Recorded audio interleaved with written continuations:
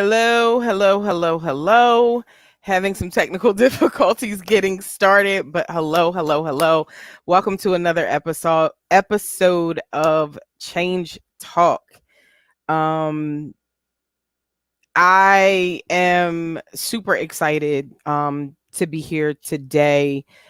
Just got off of another conversation on LinkedIn Live, which I think I'm just going to roll into here about microaggressions and some of the things that are going on in the news. But let's start with the introduction. Hello. Hey, Kirsch. I am woke. I just couldn't figure out how to operate my technology for a minute. My like I said, I'm Tiffany Jenkins. I am your host every Thursday night. I try to drop on and talk about some issues relevant to leadership, mental health, substance abuse, self-care, things like that. And tonight we're starting a little bit later because I had the pleasure of being in a conversation on LinkedIn specifically about some of the events that are going on. The Meghan Markle interview, some of the comments that she and Prince Harry made in the interview with Oprah, the very public disagreement between Sharon Osbourne and Cheryl. Why is her name? Thanks, Kirsch. I'm glad you were in for that. Cheryl Underwood. Her name kind of fell out of my head. And it was a really good conversation that was only supposed to be a 20 to 30-minute conversation that went well past the hour mark. And so I felt as if, based on some of the comments and the feedback that we got there, and just some things that some folks were asking about in my inbox when I mentioned that this might be a comment that I would talk about, that it was worth sharing.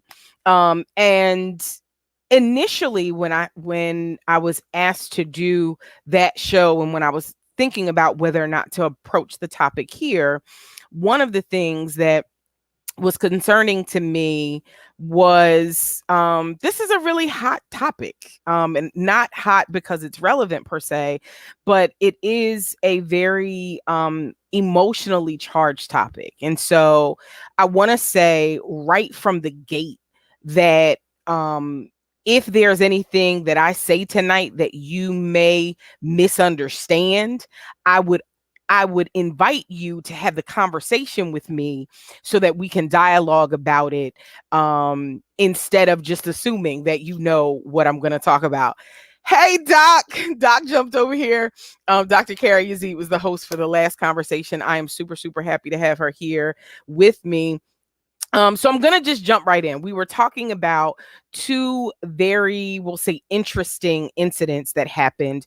The first was some of the disclosure about some of the microaggressions that Harry and Meghan were experiencing. Well, more Meghan, but Harry was a part of, and, trying to, shield his wife and his family.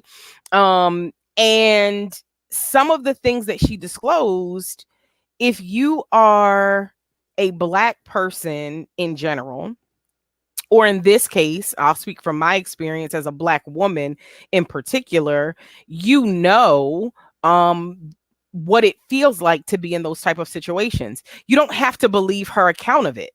You don't have to agree with anything she said. But I think for a number of the women that I work with, it resonated with them because they understood how that could happen and how it felt to be in those situations. Then the other thing that happened just yesterday was in some conversation about that interview, and then some fallout from another British media outlet. There was this accusation that it couldn't possibly be racism from Sharon Osbourne. Cheryl Underwood was trying to explain microaggressions, and the whole conversation went south in that Sharon Osbourne pretty much licensed or knighted herself the victim, and completely gaslit everything that Cheryl was trying to say. That's a problem on a number of different levels. And one of the things that we were talking about is how pervasive microaggressions are in the workplace. Um, and part of the reason for that is that they're microaggressions, right? Microaggressions are those little subtle, I'll say it in another way you might know, passive aggressive jabs that folks take at your character, at your work ethic, at your skin tone, at your hair color, at your intellectual abilities, all of that in a workplace that make you feel uncomfortable.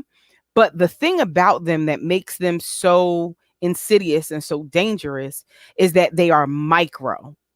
If someone just came out and smacked you in the face, you would have no doubt that they were being aggressive toward you. Now, I pray to God that never happens.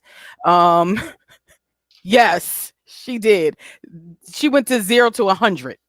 I pray that you never get smacked in the face by someone, but you never have to wonder if they meant to smack you, if they meant to hurt you, if they intentionally did that. You don't have to worry about that with acts of overt physical aggression.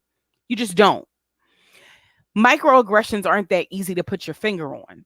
And one of the things that we were talking about in the previous interview is that sometimes it takes a minute for you to sit with them to realize that what this person just said or did was a jab at you. And what happens is when you finally realize, wait a minute, that was meant, or they're talking about me, or they don't think that I belong here, or they don't think that I'm good enough. By the time the light bulb goes off, some time has passed. Might be hours, might be days, might be whole weeks that have passed. And so now if you try to bring it up, you could be dismissed as, well, if it was really that bad, why didn't you say something when it happened? Or another kind of sneak attack is, well, if it was that bad, then everybody would have a problem with it. Why are you the only one who seems to have a problem with it? And I think that's what kind of came out in that interview, in both of those interviews. So the royal interview, I'll call it, it was a lot of that kind of like silencing.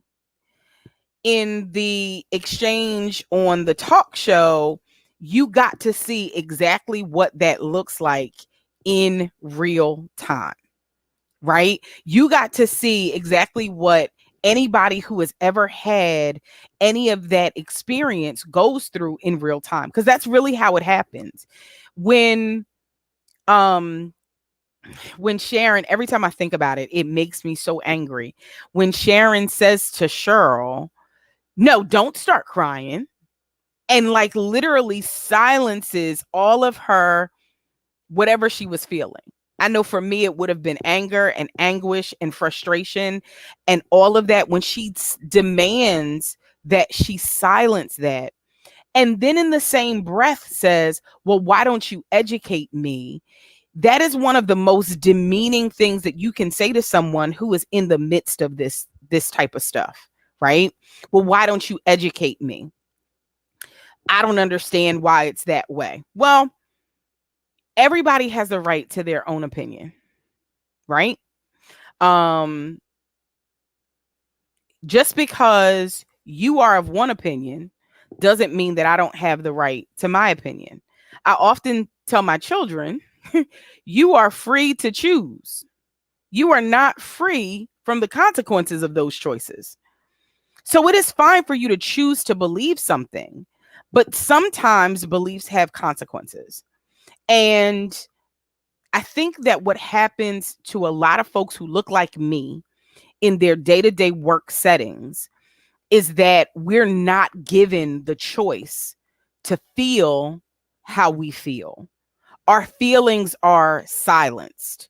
Our our feelings are, you know, just crushed. They're not. It's like a muzzle. it's really gaslighting, but if you think of it like a muzzle, you've got this experience and you're trying to share that experience, and someone is very tightly putting this muzzle on your face and robbing you of your voice. Well, after years and years and years, what starts to happen is, and we talked a little bit about this in the other interview, what happens is we tend to pass down that practice of silence from generation to generation to generation. And so then it becomes well, everybody has that experience. Everybody, this is just what happens. This is just the price you pay for being a Black woman in America. This is the price you pay for being a Black man in America. But that doesn't make it right. It doesn't make it right. And my frustration watching both of these incidences was with the royal interview, it was listening to some of the feedback from folks. Most shockingly, other African American females saying things like, well, I think she's probably got a personality. This was a therapist who actually said this. It sounds like she's got a personality disorder. It doesn't matter. This stuff happens all the time. It just so happens that these are people who are very public, who have very famous friends, who have this platform that they can share their experiences with. But I can tell you that it happens all the time because it's happened to me before. In the most of the latter part of my career, I was the only person of any color in any of the rooms that I walked into as an executive director, as a senior clinician. And there were times when I was asked, sometimes by folks who I had worked with at other parts of my journey, oh, what are you doing here? For meetings that were reserved for executives. Oh, what you doing in here?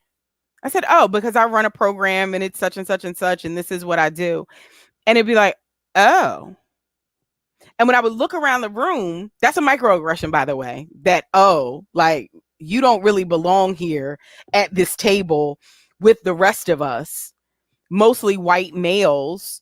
And I am the only, in a lot of spaces, I was the only female. In many of those spaces, I was the only person of color.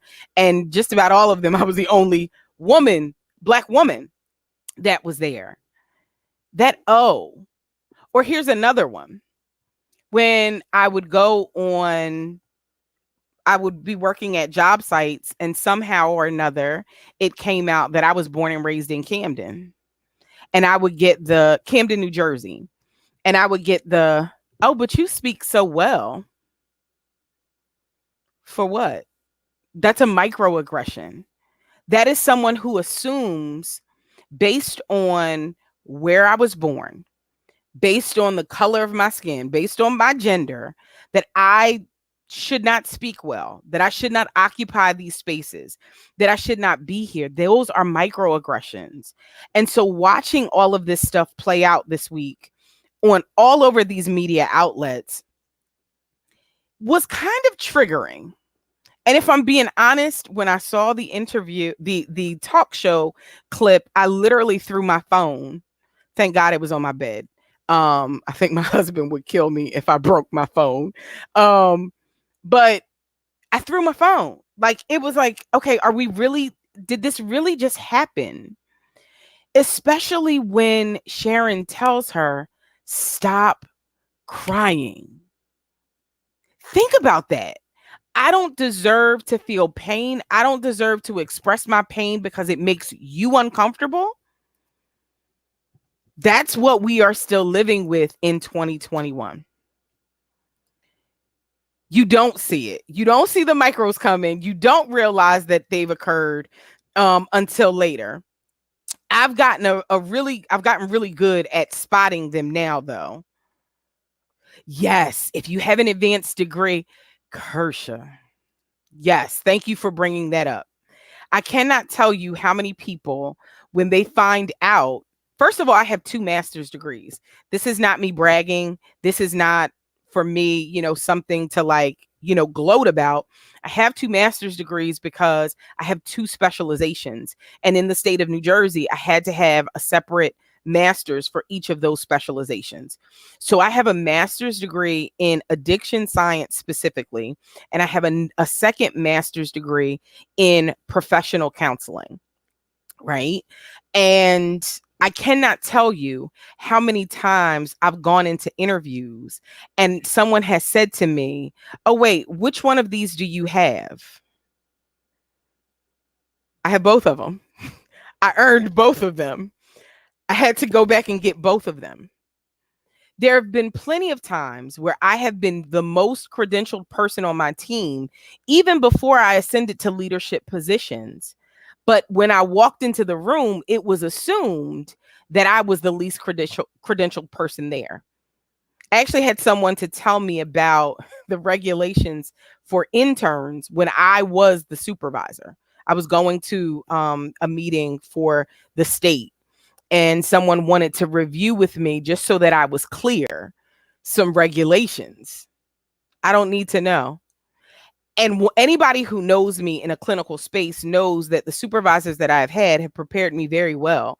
And you could wake me up probably in the middle of the night and I can recite 34C, 161. Like, I can tell you what they are in my sleep. And so for this person to come at me in this way, needless to say, I did my own version of a mic drop, because in that space, whatever they were talking about, I was able to tell them like chapter and verse, so to speak, of where to find it. If I had gotten any more specific, I probably would have told him what page it was on and what paragraph to reference. But yes, it does happen. And there's so many other folks who have very similar stories to mine. I don't think that I'm unique. And now that I'm in this process of obtaining my doctorate, it is very interesting to watch people's faces when you say, "Yeah, I'm working on a dissertation right now." Oh, in what? And then when I say leadership, that's really like, "Oh, so you want to be the boss?" Yeah, because I am the boss. Yeah, it still happens. And so one of the things that I've learned, and this is my kind of advice to anyone who finds themselves in these situations, I've learned that you've got to have a strong support group. When stuff like this is happening, because these microaggressions are so subtle, because they are so sneaky, because you really got to sit and scratch your head and ask yourself if this person meant that thing that they said to you. You need support. You need some folks who you can go and bounce things off of, who are going to hear you and validate your experience. Oh, I'm ready for that one. I'm ready for that one, Doc. You need folks who are going to validate your experience. Now, listen to me. Validate and cosign are two different things entirely. I'm not asking you to surround yourself with an amen corner. I'm asking you to surround yourself with folks who understand that your experience is just that. It's yours, and it is worth listening to, and it is worth supporting. Not, you don't want a Sharon Osbourne. Yes, because you're going to need somebody to help see who sees you and will, yes, celebrate you and help you realize you're not the one that's broken. You are participating in a very broken, let me not even call the system broken. The system's not broken. This is the way that it was designed. You are in a dysfunctional system, but you yourself are not the problem.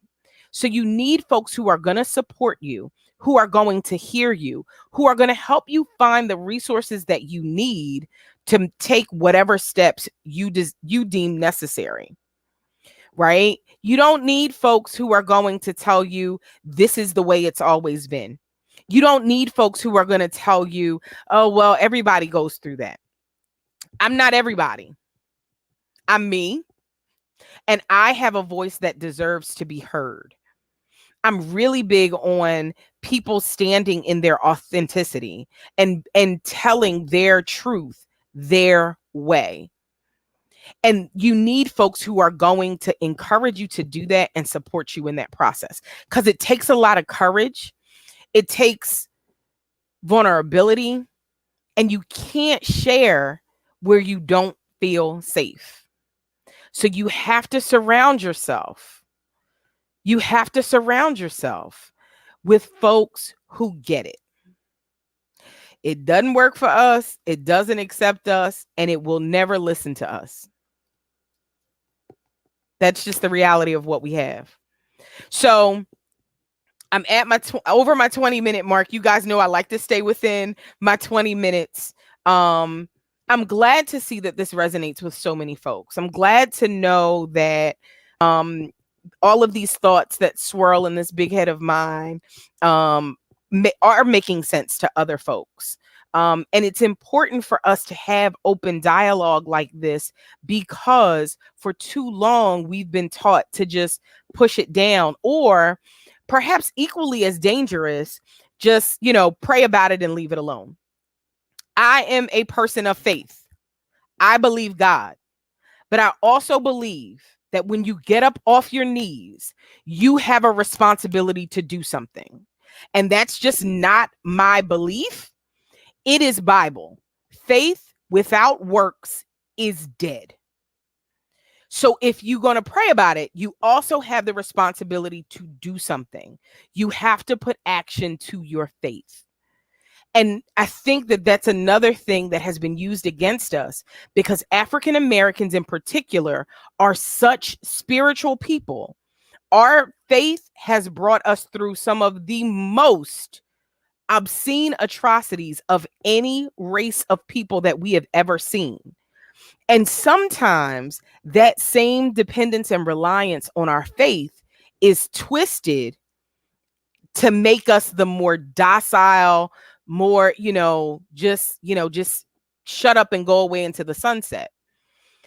But the same Jesus that said, he was going to be peace and a lamb, was a little upset when he went in the temple, flipping over tables and cracking the whip. I'm a little crazy, but I still know my Bible, right? There is a whole complexity to our faith that we should not just push one side, push one agenda and not the other. Yes, Kersha, we are not supposed we are not supposed to be doormats.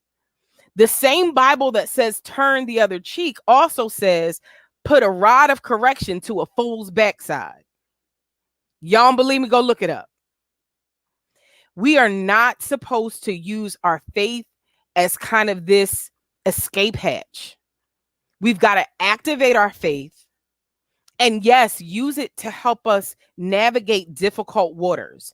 Use it to help us get through those dark times when we're going to be talked about, we're going to be ridiculed, we're going to be pushed out of some of these spaces. We need our faith. Absolutely. That's the only way we have made it this far, and the only way that we will continue to strive. But we have to put action on it. That was a whole soapbox moment that I did not mean to have, but it was necessary. It was necessary. Thank you, Doc. Thank you for starting the conversation. It becomes a close. Yes. We have to be accountable. We can't. A way of escape might have been made, but this ain't it. We have to do our work. We are called. Literally took the words out of my mouth, Doc. Literally. We are called to be salt and light. We are called to help those who cannot help ourselves. And that means, I believe, that we are called to speak up when we see these things, even if the person we're speaking up for is just ourself. Thank you.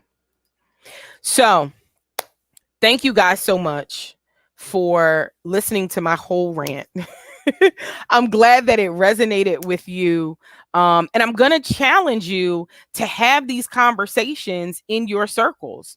I want you to pull the covers off and let's start engaging wherever you are in these conversations. Let's be bold about it.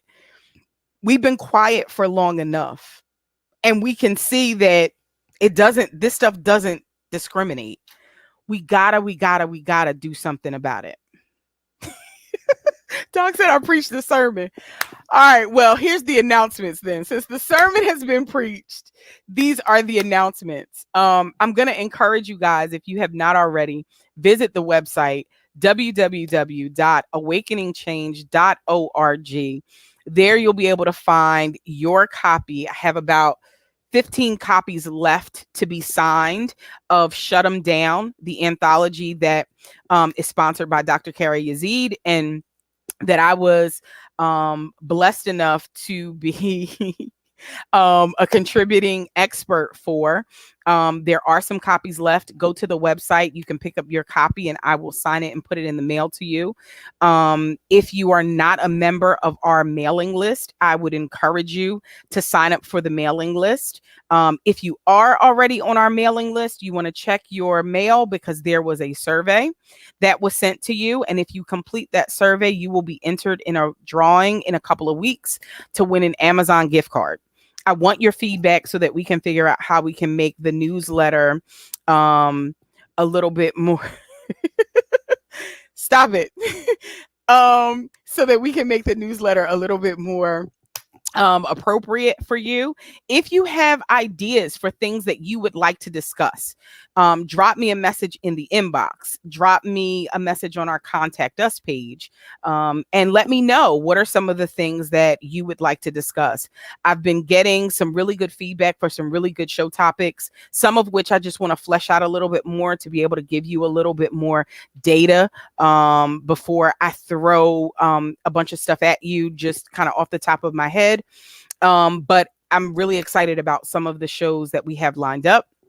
Next week, I'm going to be joined by the co-founders of Distributing Dignity, and they're going to be talking about their effort to collect feminine hygiene products for folks in need. So make sure you're back with me next week for that at 9. And what else? I think that's it for now. What is this? Okay, I'll try to send you another survey. I can't with you, Elder Paul. I can't with you. If you liked it, like what you see here, please, please, please subscribe to the YouTube channel, share with friends and family.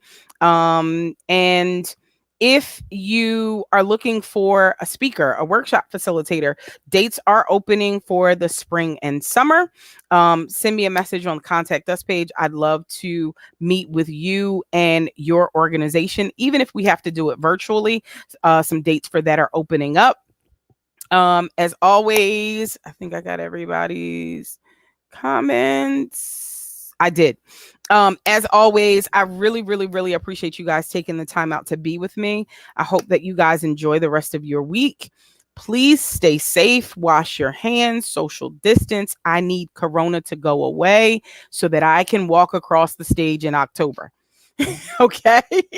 So take care of yourselves. I love you all, and I will see you in a week. All right? Bye.